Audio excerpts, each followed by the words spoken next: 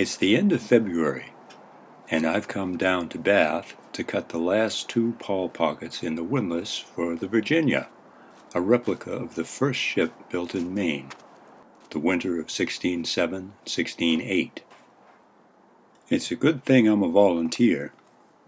I don't think they could pay me enough to work under these conditions.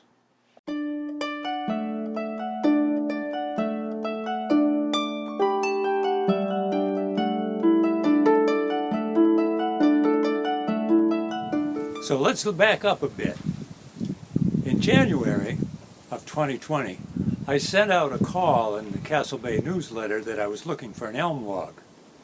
And I got an email back from Don McDougall up in Hartland that he had an elm that was sick with the Dutch elm disease but was still alive.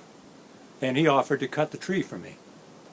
Well, that was January, and we all know what happened in March. So it was November before I got a chance to get up and get that log and bring it back to Maine's first ship. I wanted an elm log because it's so resistant to splitting. Seemed like it'd be perfect for the Windlass. It was the preferred wood for wagon wheel hubs, and they have a lot more holes in them than this will. Our design book calls for a windlass 13 inches in diameter. This log is just over 18 inches, so it might be big enough, but it's too small for me to cut a clean square like I did when making the mast. I set up an aluminum ladder for a straight edge and used the chainsaw mill to get a 13-inch square. But you can see that it has live edges on all 4 corners. We have a 16-inch skill saw that I use to cut the corners at 45 degrees to make the octagon, and then a 6-inch power plane to clean up the surfaces. There's still some bark in a couple of places, but it will have to do. At this stage, the windlass is 11.5 inches, smaller than I'd hoped for. On the other hand, we'll have 13% more leverage with the handspikes. The windlass is used to raise the anchor and some of the heavier yards and booms. I need to cut 24 mortises for handspikes. This is a picture of the windlass on the Dove, which is Maryland's historic ship.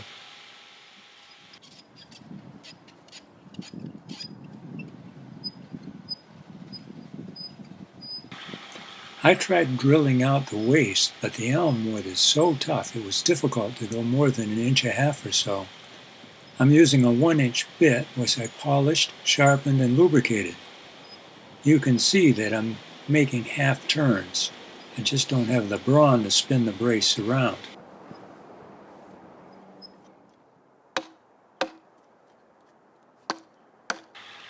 I ended up using my big framing chisel, just as they would have in 1607.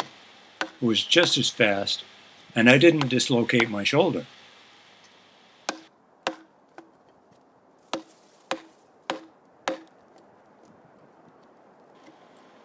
The mortises need to be cut so the handspikes have a loose fit and won't jam, and they need to be deep enough so they won't slip out.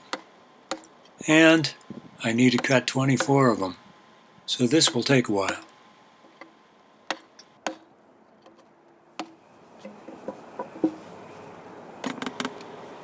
Now that I have one cut, I can put it to its intended use.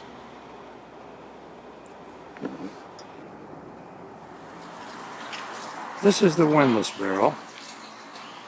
It's an elm log, 8 feet long, and I just chopped the last of the 32 holes in it. The next task is to turn the bearing surfaces. I trimmed the areas where they're going to go to get rid of some excess stock. The bearings need to be reasonably accurate and in line, so I built a frame to act as a lathe.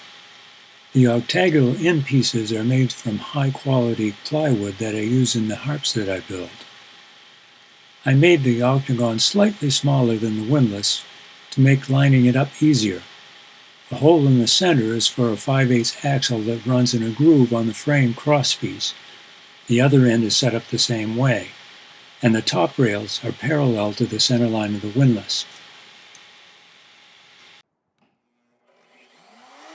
In the 17th century, they would have turned the bearing surfaces by rotating the windlass and using regular turning tools like gouges and skews.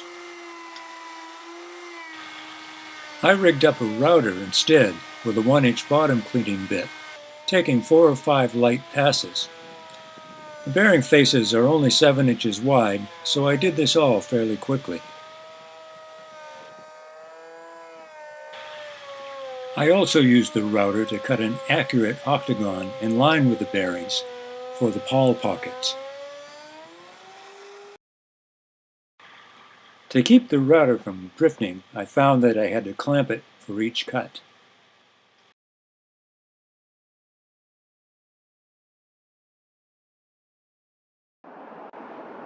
Here's the windlass bearing.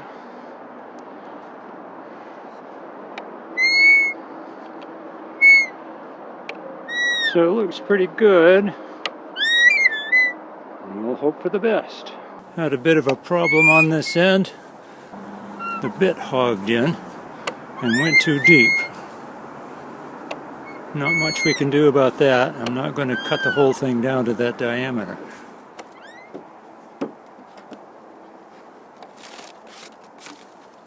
The last thing to do was cut the 8 pawl pockets. The pawl pockets are 5 inches wide, an inch deep on the back edge, tapering to 0 on the front edge. The pawl acts kind of like the escapement on an old wind-up clock or maybe a ratchet wrench. There will be a pawl post forward of the windlass in the center which holds the pawl, which itself is a loosely hinged tongue of strong wood that only allows the windlass to turn in one direction.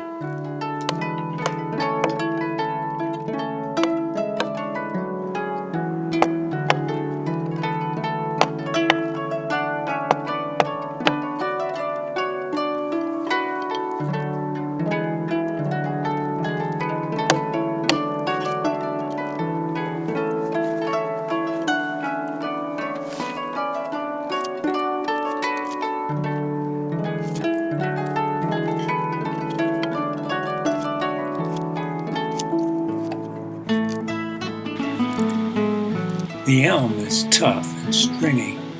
You really need sharp tools to work this stuff.